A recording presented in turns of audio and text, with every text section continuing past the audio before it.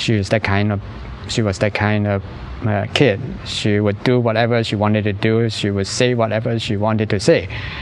And so by Christmas time, we got our first report card and for Suzanne. So we look at it. There was one sentence saying there, Suzanne doesn't want to do what she was told to do, period. In other words, she just do whatever she wanted to do.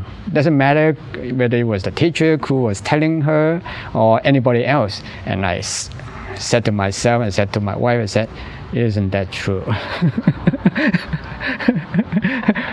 It's not news to me. I could have written that report myself. At that time, I was worried.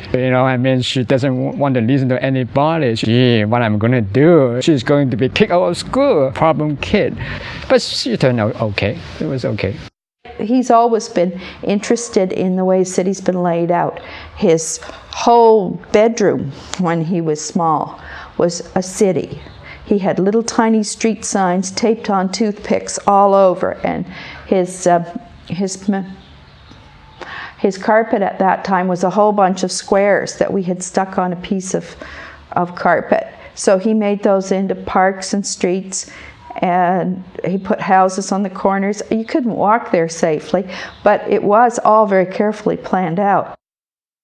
I'm glad that my kids would be born here and brought up here rather than in Hong Kong, because her philosophy about life and doing things would be completely different. And she won't be building a house like this. Probably she will be running around making money rather than building a house like this. When we first decided to do this, I didn't really tell my parents, because my dad's can be pretty conservative about stuff like that. I thought he'd freak out. And when I eventually told him, he said, "Wow, why don't you just put up 2 houses, 2 semis, and then you can sell one and live in the other." But that's not the point, Dad. The point is to build what we want. It's not to here's a cheap piece of land and we can turn a profit. We're trying to turn away from that, from the commodity. We're trying to do urban homesteading, staking our claim on this little piece of land. The financing? Angel investor. Otherwise, bank of Mom and Dad. We were very lucky in that my mother believed enough in us to basically put her house on the line so that we could get a secured line of credit. Otherwise, it would have been very difficult. Our whole society is no longer structured to allow house building. Basically, what we'd have to do, the other way of doing it is what they call builder's mortgage, where they will lend you the value of the piece of land.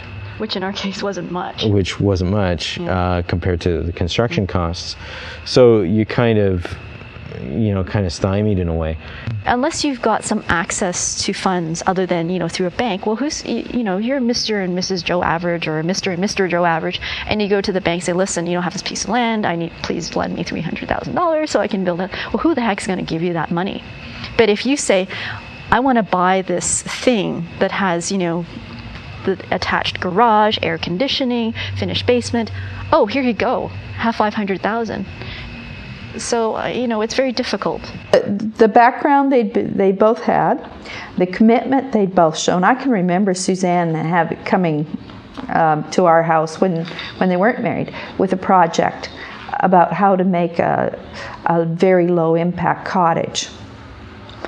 And the commitment she showed trying to figure out all the details for something that would use very little water or power. Their training has had a strong focus on how to leave no footprints when they build.